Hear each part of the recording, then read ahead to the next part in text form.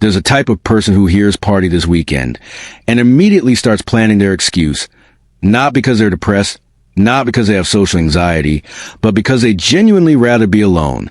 And psychologists just figured out why society has been completely wrong about them. There's a difference between being lonely and being alone. One is a wound. The other might just be a superpower. See, for decades, psychologists lumped everyone who enjoyed solitude into one big concerning category. Introverts, loners, and asocial. That last one especially, like enjoying your own company meant you were one bad day away from becoming a villain origin story.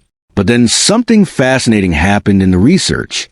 In 2016, a team of psychologists at the University of Buffalo did something nobody had really done before. They asked a simple question. What if some people just prefer being alone? Not because they're scared of others. Not because they're damaged, but because solitude actually makes them feel good. They called it unsociability, not antisocial. That's different. That's active hostility toward people. Not avoidant. That's fear-based. But unsociability, the calm, confident preference for your own company. And when they studied these people, plot twist, they were doing great. Better than great. Actually, let's talk about what's actually happening in the brain of someone who genuinely enjoys being alone. First, their dopamine system works differently. You know how extroverts get this massive hit of dopamine from social interaction, the laughs, the energy exchange, the buzz of being around people. People who prefer solitude have a more sensitive dopamine system. They reach optimal stimulation levels faster. Think of it like spice tolerance. An extrovert needs a whole jalapeno to feel anything. A person who loves solitude, one flake of red pepper, and they're good for the day. But here's where it gets even more interesting. Their prefrontal cortex, the part of your brain responsible for deep thinking, self-reflection, and complex problem solving, shows heightened activity during alone time. They're not just sitting there staring at walls. Their brains are throwing a whole party of introspection, creativity, and mental processing. And get this, studies on creativity consistently show that breakthrough ideas rarely happen in brainstorming sessions or crowded coffee shops. They happen in the shower on solo walks at 2 a.m. when you're the only one awake. Einstein did his best work alone. So did Newton. Virginia Woolf literally wrote an essay called A Room of One's Own about this exact need. Maya Angelou rented a hotel room just to write in solitude, even though she had a perfectly good house. Coincidence? I don't think so. Now, before you start diagnosing yourself, because I know half of you are already like, this is me, let's pump the brakes for a second. There's a crucial distinction here. Do you choose solitude or are you hiding in it? Because here's the uncomfortable truth. Some people aren't embracing solitude. They're using it as armor, as a shield against rejection, judgment, or the vulnerability that comes with connection. And that's where we need to be honest with ourselves. Psychologist Abraham Maslow talked about this. He said, healthy solitude comes from a place of abundance, not scarcity. You enjoy being alone because you've had meaningful connections, and you know you can have them again. You're not running from people. You're running toward yourself. The question isn't do you like being alone? The question is, why do you like being alone? If your answer involves words like recharge, create, think, process, you're probably in a healthy unsociability zone. If your answer involves words like safer, easier, less painful, that might be something else worth exploring. Not wrong, not broken, just different. And maybe worth a conversation with someone you trust. But let's get back to the people who genuinely thrive in solitude because they figured out something the rest of us are still learning. They've discovered that being alone isn't the same as being incomplete. Think about how we talk about relationships. My other half, my better half, you complete me.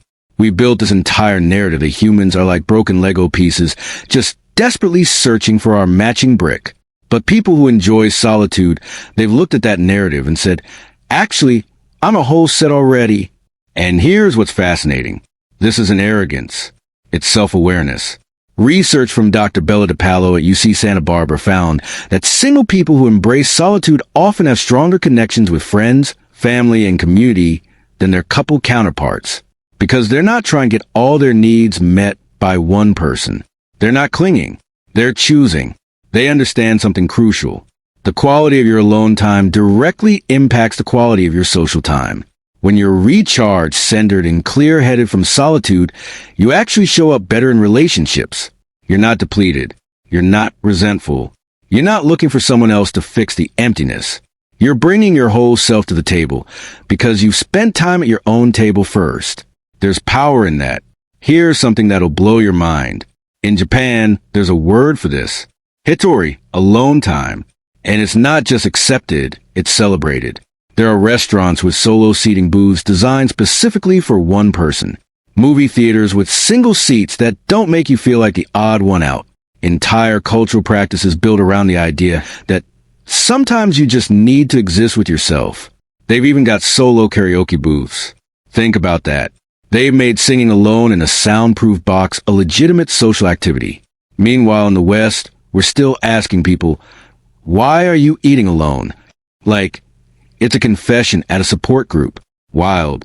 So, what does this mean for you? If you're someone who genuinely loves being alone, here's your permission slip. You're not weird.